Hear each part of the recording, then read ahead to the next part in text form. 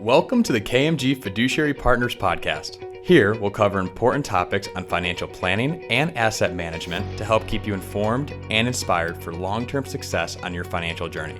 Let's join the KMG team now for today's topic. Welcome to 10 Minute Advisor, brought to you by KMG Fiduciary Partners. My name is Cameron Kaiser. I am a CFP professional and a wealth advisor with KMG. I'm here with Rob Thompson, who is a CPA and also a wealth advisor with KMG. So Rob, how was your weekend?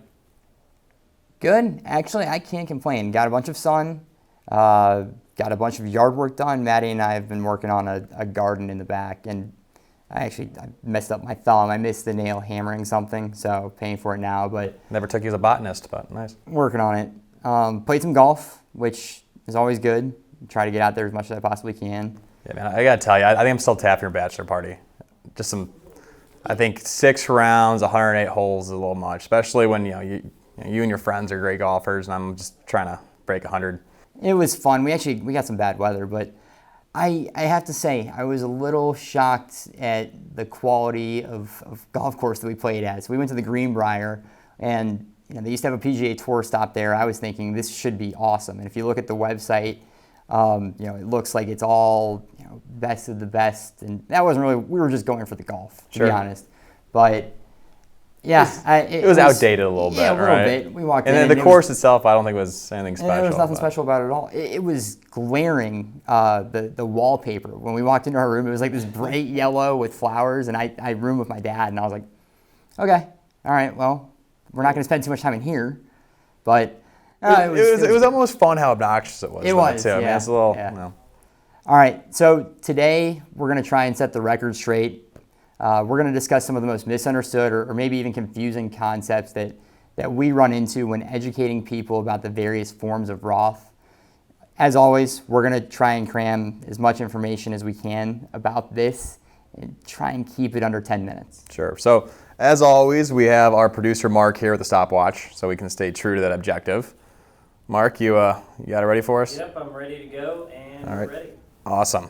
All right, Rob, where do you want to start this off at? Okay, I think one of the biggest misconceptions, misunderstood concepts that comes with Roth is when people get confused about a Roth IRA versus a Roth 401k. So do you want to try and sort this out for the people that are watching? Yeah, I'll try to make this as simple as possible. A lot of people, and this happens all the time, people get confused or think they're commingled because they're both called Roth, right? One's a Roth IRA, the other one's a Roth 401k or 403b, but we'll compare a Roth IRA and a Roth 401k for simplicity's sake.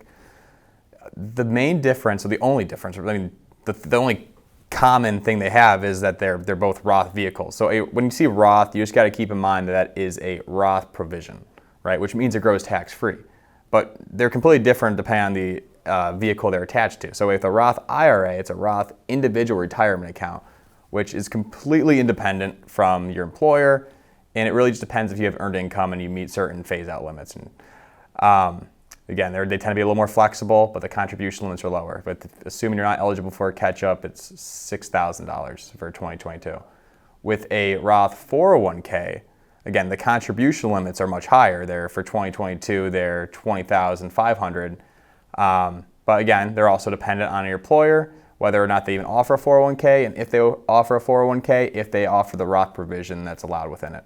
Okay, well, so Rob, can you explain why somebody would want to contribute to the Roth option of their 401k plan? I know I'm kind of, going into the CPA in you right now, so let's try not to ramble forever. Yeah, and I could talk about this for a very long time, but at the end of the day, it in all likelihood is going to make a ton of sense, assuming that you can afford to do so, right?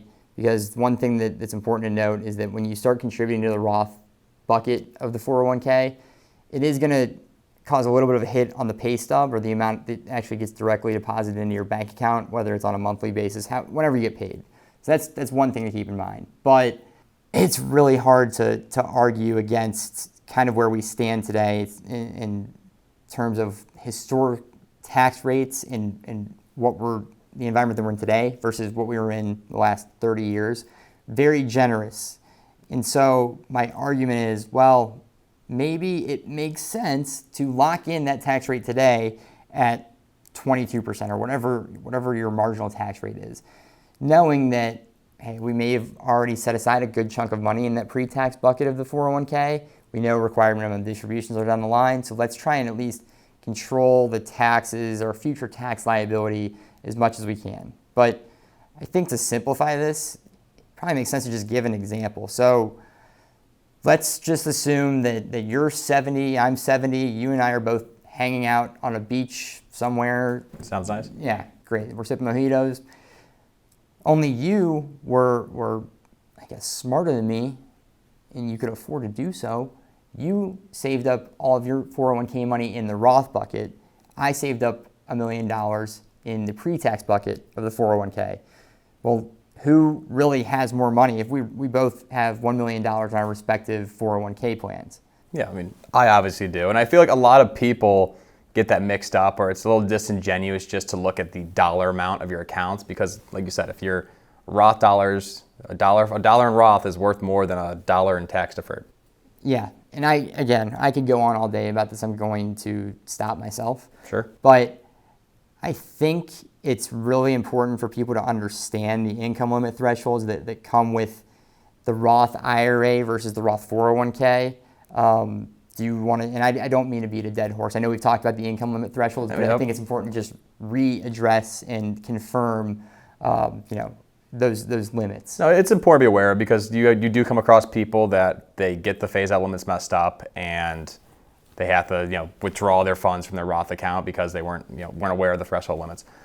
Keep in mind the only Roth vehicle out there that is subject to a phase out limit is the Roth IRA, the Roth individual retirement account. The Roth 401k, the Roth 403b, any other Roth vehicle out there, it doesn't matter if you make $10,000 or $10 million. If your plan offers it, you're eligible to contribute to the Roth portion regardless of income.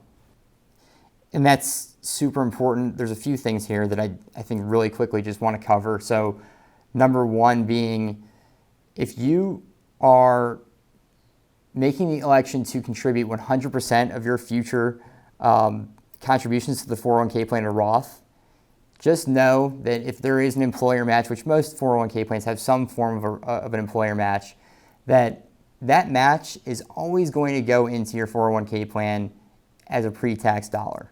So no matter what, as long as there is an employer match and you're contributing your piece of it, the employer is still going to match you. I actually do get a lot of people that think they basically must contribute pre-tax dollars in order for the employer match to kick in. Otherwise, they're out of luck. Well, that's not the case at all. It's just you're going to be contributing Roth dollars.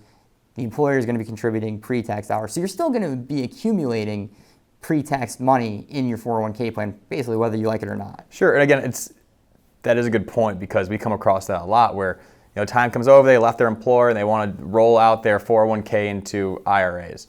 And they're shocked when they get two checks, one a tax-deferred check, which was their employer's contributions and the earnings attached to that, and then their portion, which is the Roth, and their earnings attached to that.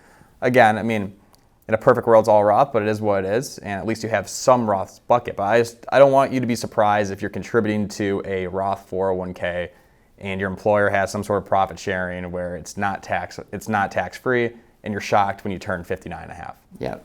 Right, time is running out, guys.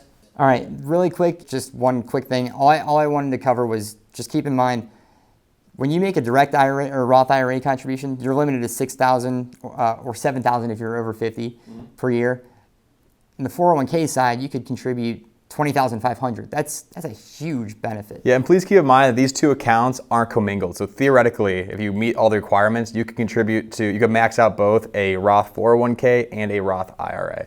But yeah, I think we're cutting it close. So let's stop the timer. All right, well, that's all the time we have. Please stay tuned. We have one more Roth episode coming up, and that should conclude our Roth series.